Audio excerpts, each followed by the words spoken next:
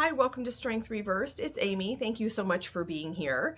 I am at Michael's and I'm outside on the porch. It is getting hot here in Florida, which is way better than it being cold. I will take a hot day over snow any day. Except if it's Christmas. So I am here to do a VR to Mascha for her Top Tarot Trump series, and we are already at card number 7, which is the Chariot. My goal this year has been to post more often, and I guess I am, but I can't just do VRs to Mascha. And I had a video that I wanted to post after the Lovers, and I remade it several times. It was guidebook pet peeves, and I just didn't post it for some reason. I didn't feel right about it. I don't know what that's about. I will revisit, and if you're interested in hearing me complain about guidebooks, let me know in the comments. Give me a little oomph, like the Chariot.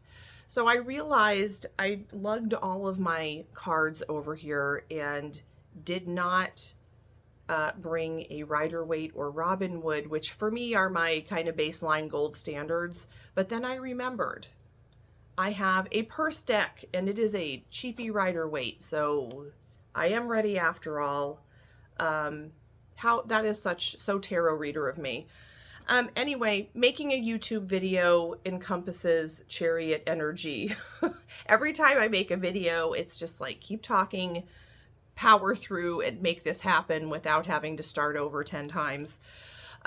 I don't remember where I read, was it in 78 Degrees of Wisdom, if any of you have ever heard this, that if we look at the first line of 7 in the majors, it's kind of the development of self and the individual. And the Chariot is number 7, and it has a nod to all of the cards that came before it, which I never noticed before, and it's really cool. So we have, I don't remember if the Fool was part of that. It might just be the person. And we have, he has a wand, which is a nod to the Magician. He has the moons on his epaulets, which is a nod to the High Priestess. We have all the stars right here, and on the Chariot itself, the Empress. The Emperor is reflected in the square on his chest. We have the Hierophant, which is reflected in his mitre, crown, whatever he's wearing. And then the Lovers right here, for obvious reasons, you know, that balance, masculine, feminine, etc. And I just thought that was so cool, because really what helps me put cards in perspective is thinking of the card that came before and the card that came after, especially when I'm trying to do a deep dive into a card. So when I think about the Lovers, that is about integration and choice and balance, and balancing those two aspects of yourself, the masculine, the feminine, and choosing who you are, what you stand for, and what you want your life to be like. And then the Chariot, we have this 7. It's an odd number. It's about action. And so we have to take action on what we chose. We have to do something and put that into play. And so I have some notes here which end up being this big jumble of notes and margins and difficult to read. But some of the key words when I think of the Chariot is, first of all, movement and will, just sheer force of will, powering through this balance of complementary energies, and trying not to let one of those energies get out of whack so that we can stay balanced and on the middle road moving forward. And I think choices, yes, eventually you can't just, they're always facing slightly different directions. You can't just keep going like this. You're going to have to eventually probably decide on turning right or turning left. And this is more just determination, moving past obstacles, you know, keeping it moving. Keep it moving is what I think when I see this. I'm not really someone who gets into very specific interpretations like travel, but I guess if it was a reading about what am I going to do this summer, or what does this trip look like, I'm going to be like, yeah, you'll be going, you know, in that sense. But that's not, travel isn't something that would pop into my head if someone was like, you know, give me a month ahead reading. One of the things I really, really like to see in a Chariot card is movement, and it needs to look like that. Otherwise, I probably won't click with it. I know a lot of people have probably shown the Light Seers Tarot. I know Mascha did, and it was one of the first ones that popped into my head. I've only seen Mascha's video. I don't like to watch other people's videos before I make mine, because then it gets in my head and I think, I can't say that, someone else said it. So I just want to say what I want to say. I love this card. First of all, I think it's beautiful. I love the colors. I love not, you know, is it dusk? Is it dawn? It's just, I just think it's stunning. And we have the complementary colored horses, and we have this guy who's on top of the chariot. And many charioteers are depicted as not having any reins, and this is representing that they are keeping it moving just by their will alone. Just that's how it's being powered forward. This guy, it takes a lot of trust, I think, in these two horses, like knowing those parts of himself, trust that they're going to keep moving forward even though he's not in control. And one of the things, I heard someone say this, I don't know where it's from, but I love this as part of the chariot, that he's sitting on top of this chariot and he can't be there forever. This is not a permanent situation. This kind of energy cannot last forever. And that's when I think of the more reversed aspects of the card, which would be burnout, first of all, and also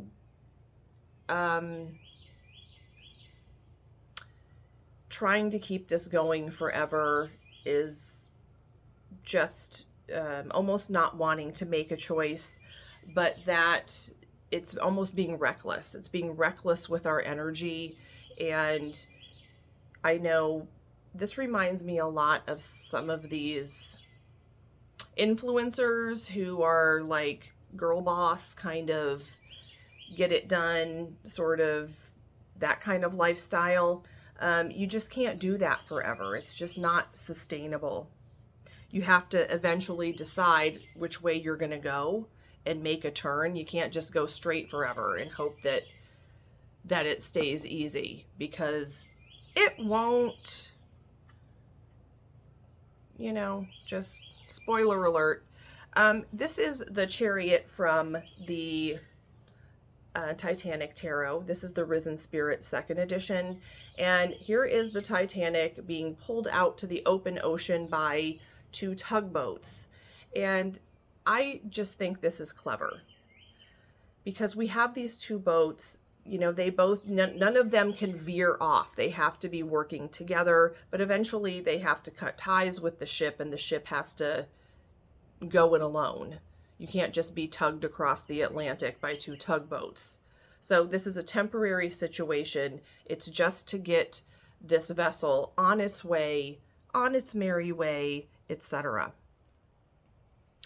I guess part of the reversed or shadow aspect could also be forcing a situation that that's just not working.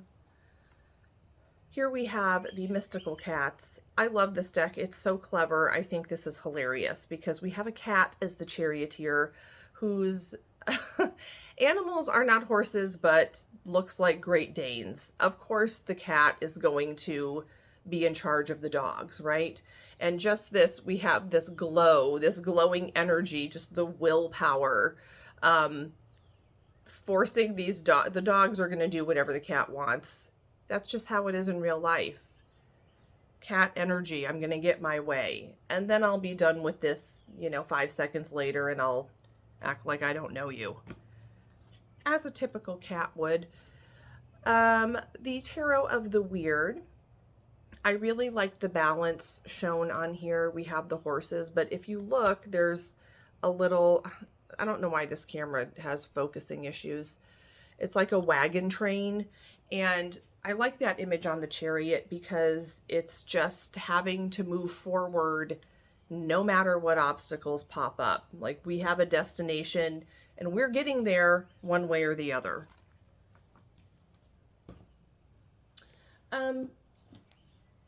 I have picked a couple of cards from the Edgar Allan Poe Tarot in the past, and this is, I don't know how much I love the picture as a chariot because there is no chariot. There is some sort of balance with the two statues on either side of the window, but this is the story of Ligeia, and the story behind the card in this deck, it just matches perfectly, I think. So Ligeia, the husband is the narrator, and she dies, and she is pretty desperate to not die, and so she shows a lot of determination, and she puts up a great fight, but does die, and they pledge to each other that they will never move on, he will never remarry, yada yada, but she dies and he does remarry pretty quickly, and that woman was the complete opposite of her, but she falls ill, and when she dies, Ligeia's spirit, by sheer force of will, just forces her way into this woman's body, and she kind of takes over this woman's body because that is the amount of will and determination she has to, number one, be alive, and number two, be with this dude. I know it's morbid, but it's Poe. Come on. I love him. Here we have the Dream Keeper's Tarot, and I think this is a beautiful card. So we have a woman here with the High Priestess on her, the moon on her shoulders again. She has, in the guidebook, it says 2 faces to show, different moods and different emotions. And she is not holding the reins. She's just moving forward only by will. And she has this long, billowy, it looks like a silken cape flowing behind her. Is that what it is? That's what I want it to be. So that's what's happening. And I really like that one. Now here's a Mystical Moments Chariot that I don't like. It's so cute. I want to love it, but to me, what is missing is the speed and the movement. I guess this would show will, because you have to will this snail to move forward, and it's gonna, be an excruciating 20-year journey because it moves so slowly. I don't know. And plus she has the reins. She's holding reins, and the whole point of the Chariot is that it's controlled by willpower. So it's so pretty.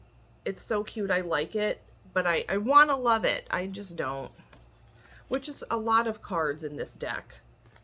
It's so pretty. I want to love it, but for some reason it doesn't quite click. And finally, I have the Mott Tarot. There's the back. And I read the guidebook because I thought, what is this about? And we have the journey through the sky. Well, actually, it's the Earth moving. But we have like the solar and lunar cycles. And it's, according to Julia Cuccio-Watts, who created this deck, these are the wheels of the chariot, and the earth is the actual chariot because it's moving, and you, the person viewing the card, the person on earth, are the charioteer. And this, she talks more about this balance and neither one can overpower the other, or it will send the Chariot off course. It's not so much like will and forcing it to continue, although this, you know, it's something that you can depend on day after day. That's it. That's all the cards I have. I really like the Chariot, and I love all of the symbology of this card. It's a fun card to study. So next time, I'm not sure if it's going to be strength or justice. I'm up for whichever, strength or justice, and we'll see what happens.